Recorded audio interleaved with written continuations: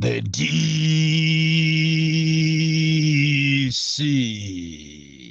President wanthu osauka woyamba kuno ku Malawi.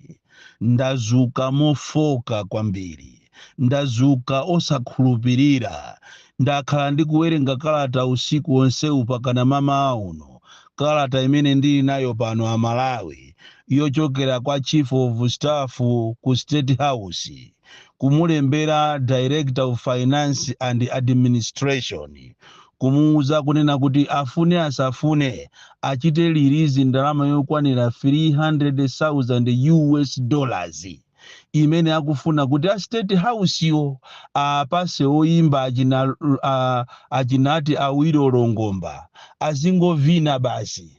Andipena pake ine sindikutha kumvesa kuti kodi zimezi ndizoona, maso anga wakunduza ndizoona. Ndithu kalata ndithu imene ndili nayo pano, amene mulibe kalata amene mukuyenera kuti mundiuze ndikutumizireni muzionere nokha, chifukwa ina ife timaoneka ngati ya mutu ana mtongwe, anthu opupuluma olankhulalankhula anapachikamwa amene sitimafunira anzathu ena zabwino, timangokhala ndi nsanje. While I acknowledge kunena kuti it is important to assist my artists in this country, but amidst challenges za mmene anthu akukumana nazo, mmene mavuto mmene alili ku Malawi kuno, ine sindikuonapo cha nzeru kunena kuti anthu wina wache wa ku State House akagwirise ntchito mphamvu zache chifukwa chokuti ati iye ndi president komanso akusakasaka mavoti, akanene kunena kuti ati ndalama yokwanira 300,000 US dollars imene tikayisintha ndi pafupifupi 1 billion kuthamangira kumeneko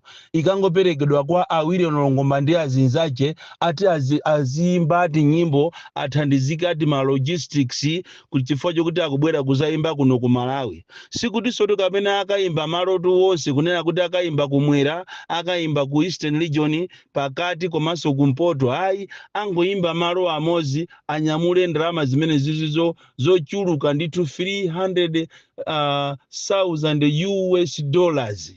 Abale, tikamanena kuti ziko lyasogoleri athu mitu yawo simayenda bwino, nkhani zina ndi zimene zizi. M'Malawi muno muli mavuto woopsa, M'Malawi munomo mulibemo chakudya, Malawi munomo muzipatala mankhwala mulibe, even olo masalale ya anthu. Inu kumbukirani kunena kuti maziphunzisi komanso apolisi anapasidwa ma promotion mu April chaka chomwechi, mu April pakana lero kulibeko new salaries, kulibeko ma arrears, and yet akutenga ndalama za nkhani ngatizi ndi kumafupa anthu oyimba amene so tinayamba kuamva kale tili ana, alibe china chilichonse chimene angachichite offer cha nyuwani to this country. Andi ndizomvesa chisoni kwambiri, tikunena pano ana ambiri akulephera sukulu chifukwa cha fees. Olo mupite mukafufuze za ma senior HSS, Health Surveillance Assistant, amene aja kuchokera 2017 pakana lero kuli ndalama zawo maalia zawo akulephera kuti apasidwe. Lero mukatenge ndalama zochuluka ngati zimene zizi muziko lopanda fetereza, ziko limene mulibe mochimanga, china chilichonse ndichosokonekera, mankhwala muzipatala mulibe, mukatenge ndalama yokwanira 300,000 US dollars ndikukapasa anthu oyimba.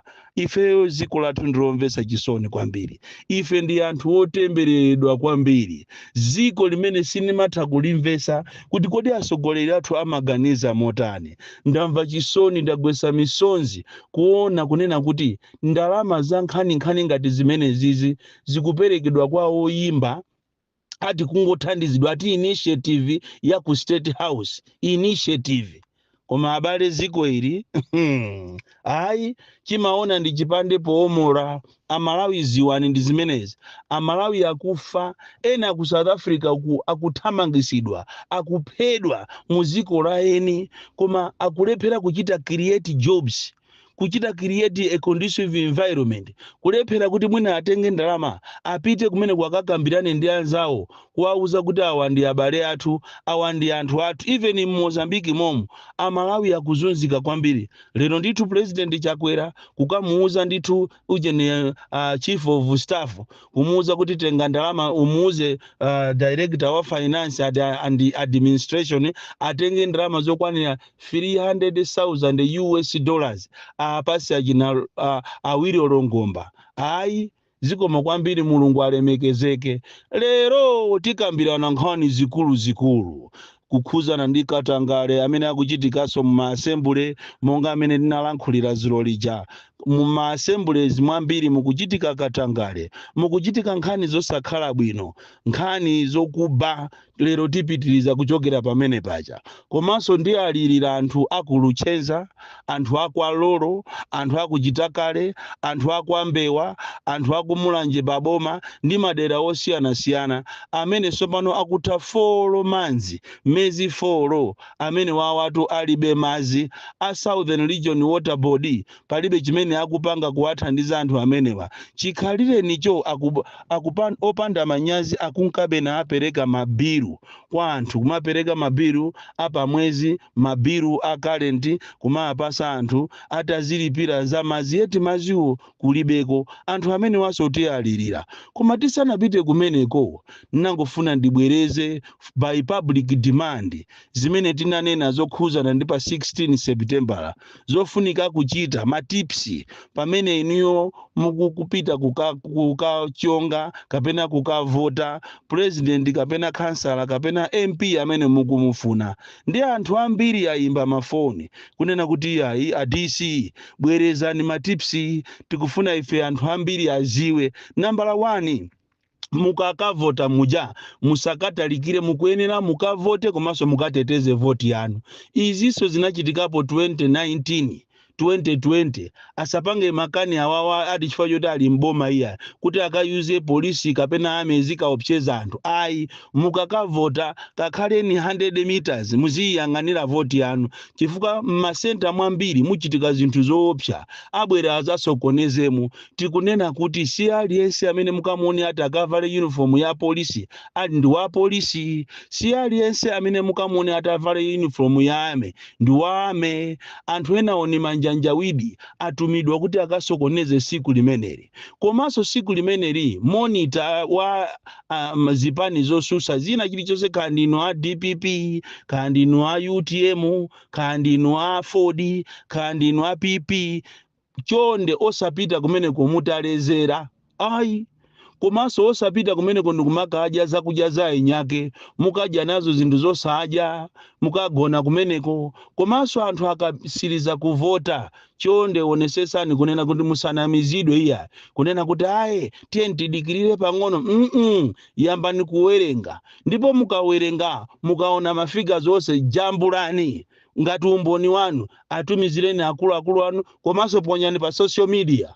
Chifukwa mwaona agalu awasopano wakumekiwa ayamba kusintha ma statement kumanena kuti aye tikufuna tikakaona ma presidential candidates ose tikakaona mavoti amene apeza tikakawerenga tikakapeza kuti wina wache panepo akupambana anzache tikamuchita declare amene yoyo. Oyi ndi 50+1 zisayambe kukuimani pa khosirero ndi 50+1 itu zokuti muziyamba kusintha ma statement zimenezo sitigwirizanapo iya. Andi iyo bera imene mukukonza yo berayi takayerekezeni mukabere ndiye muone kuti kodi Malawi ni ndani chifukwa inu ufumu wanu wakanidwa. Choncho matipi awawa ndikupempheni inuyo azipani chonde onesesani kuti ma monitors yanu ali ndi chakudya chokwanira komanso mwapase ma allowance makobiri chifukwa zipani zambiri zimango afuna anthu aja siku lovota nthawi yolembesa koma kuti mwapase makobiri yawo simapasa. Ena 2020 2019 pakana lero simunapase makobiri yawo. Chonde onesesani chifukwa mukapanga chonjo ndi pamene mukakhale assured kunena kuti anthu aja akagwiradi ntchito yeniyeni kusiyana ndi kuwatenga anthu for granted.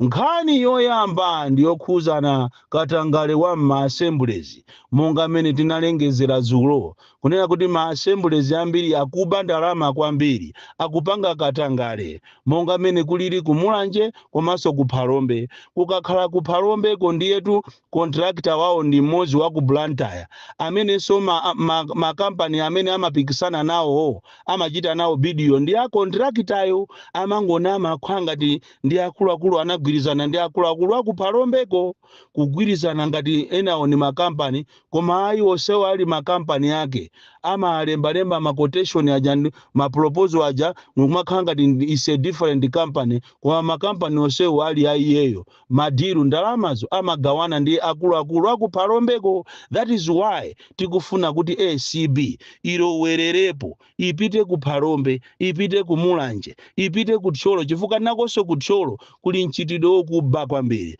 ipite ku Blantyre nakonso ku Blantyre kuli mchitidwe wokuba kwambiri ipite kudowa chifukwa ngatinso kuli district ina kapena assembly ina imene ikuzunza anthu kwambiri ndi adowa imene tikunena pano pa anthu onse amene analembedwa za chipatala pakana lero sanalandire ndalama zawo. So lero tiunikira kwambiri ku boma la Balaka kapena ku assembly ya Balaka imene tikunena pano anthu aja alembedwa maziphunzisi aja kuchokera iptek ajano kufika 18 aja akunamizidwa ziko kunena kuti alembedwa 20,000 akubalaka amene alembedwa kubalakako sakuziwa kuti kodi ntchito yawo ikuyenda bwanji akapitako kukafusa kumeneko akumawuza kuti akuluakulu athu apita kulilongwe kuti akatenge zofunikirazo. Ili filimu malamulo amanena kuti munthu akalengezedwa kuti wayamba ntchito nthawi yomweyo ndiye kuti amayenera amukhomere salale koma awawa akubalaka assembly akuanamiza anthu awo ndi cholinga kuti mwezi umene